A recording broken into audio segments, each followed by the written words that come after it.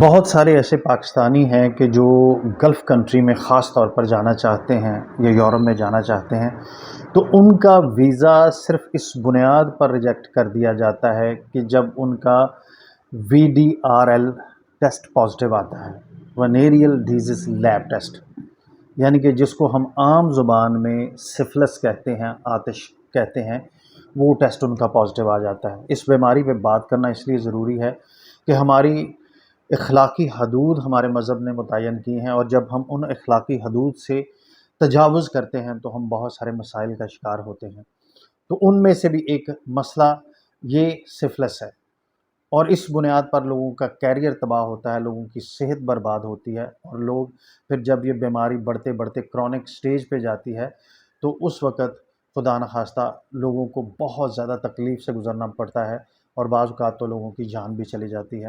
اور پھر آپ جتنے بڑے مرضی ماسٹر ہوں، اپنے سکل میں جتنے مرضی ماہر ہوں، وہ آپ کو ویزا نہیں دیتے۔ اور ویزا کیوں نہیں دیتے؟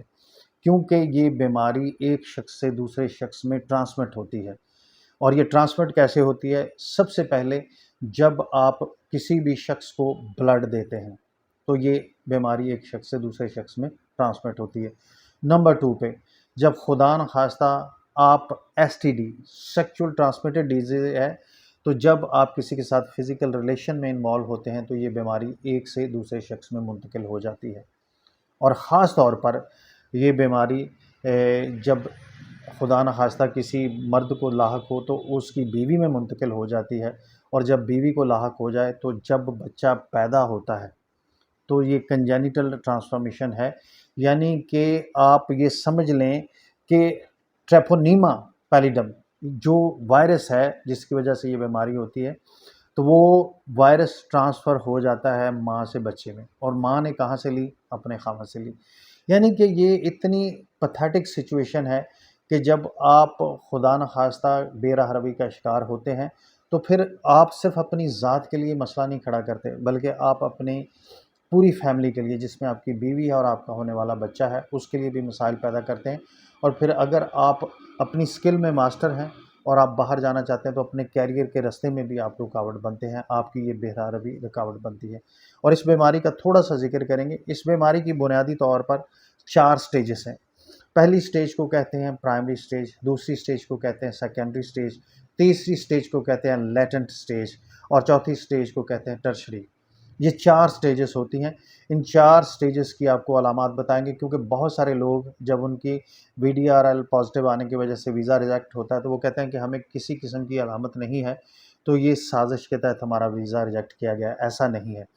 جو پرائمری سٹیج ہے اس پہ شنکر ایک زخم بنتا ہے آپ کے نازک اعضاء پہ، اور اس میں اس کی نوعیت آپ جانتے ہیں کہ وہ اتنا تکلیف دہ زخم بنتا ہے اور اس میں پس ہوتی ہے۔ پھر اس کے بعد بہت چانسز ہیں کہ آپ کی زبان پر بھی زخم بن جائے، اس کے بعد بہت زیادہ چانسز ہیں کہ آپ ٹونسلز پر بھی زخم بن جائے، اس کے بعد چانسز ہیں کہ آپ کی انگلی پر بھی زخم بن جائے، اور پھر یہ گلٹیاں بھی بن جاتی ہیں اسی ایریا میں۔ اور پھر سیکنڈری سٹیج میں کیا علامات ہوتی ہیں؟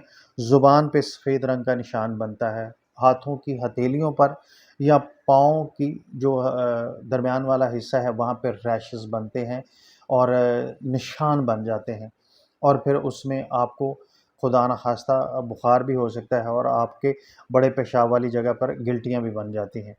اور جب اس کی تیسری سٹیج آتی ہے لیٹنٹ سٹیج اسے کہتے ہیں، اس میں آپ کو بظاہر کوئی علامت نہیں ہوتی، یہ ٹریپونیما پیلیڈم یہ جو وائرس ہے یہ اندر جا کے سو جاتا ہے، اور بظاہر آپ کو کوئی علامت نہیں ہوتی، لیکن آپ کا ٹیسٹ پازیٹیو آتا ہے جس کی بنیاد پر آپ کو اکثر ایمبیسی سے ریجیکشن ہوتی ہے۔ اور جو چوتھی علامت ہے جس کو ہم ٹرشری کہتے ہیں، یہ انتہائی خطرناک سٹیج ہے۔ اس میں آپ کا جو مین بلڈ سپلائی لائن ہے آیوٹا جسے ہم کہتے ہیں، اس میں اس کو بہت زیادہ نقصان پہنچاتی ہیں، اور جو گلٹیاں بنتی ہیں وہ پھٹے ہوئے زخم اور بڑے وہ بھیانک قسم کے زخم بنتے ہیں گلٹیوں کے۔ یہ ٹرشری، یہ چوتھا سٹیج ہے۔ تو یہ وہ دوستو بیماری ہے جس کو ہم صرف اور صرف اگر ہم اخلاقی حدود کے اندر رہیں تو اس سے بچا جا سکتا ہے۔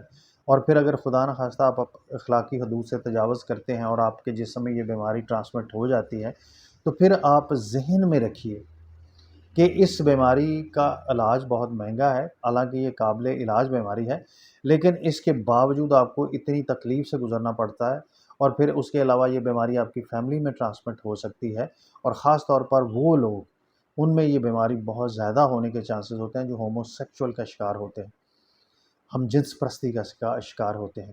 تو یہ بعض جو خواتین ہیں جو سیکچول ورکر ہیں ان سے بھی مردوں میں ٹرانسمٹ ہوتی ہے، اور بعض جو مرد ہیں جو بیراروی کا شکار ہیں ان سے بھی اپنی فیملی میں منتقل ہوتی ہے۔ تو یہ وہ بیماری ہے جس کو ہم سفلس یا آتش بولتے ہیں۔ اس کے اوپر فوکس کرنا، اس سے بچنا بہت ضروری ہے، کیونکہ یہ آپ کے لیے، آپ کی فیملی کے لیے انتہائی الارمنگ سچویشن ہے، انتہائی خطرناک سچویشن ہے۔ اور اگر آپ بیچولر ہیں، آپ باہر ٹریول کرنا چاہتے ہیں، تو یہ آپ کے کیریئر کے راستے میں رکاوٹ بن سکتی ہے۔ تو یہ ہم نے آپ کو اس کی 4 سٹیجز بتائیں، اور پھر اس کے علاوہ اس کی ٹرانسمیشن کا بتایا کہ یہ کیسے ٹرانسمٹ ہوتی ہے، اور پھر آپ کو بتایا کہ یہ اس کی علامات، سائن اینڈ سمپٹمز کیا ہیں، پہلی سٹیج کے، دوسری کے، تیسری کے اور چوتھی کے۔ تو کوشش کیجئے کہ اخلاقی حدود کے اندر رہیے، اور اپنے آپ کو اور اپنی فیملی کو اس قسم کی موذی امراض سے محفوظ رکھیے۔ اللہ تعالیٰ ہم سب کو ہر قسم کی جسمانی اور ذہنی بیماریوں سے محفوظ رکھے، آمین ثم آمین۔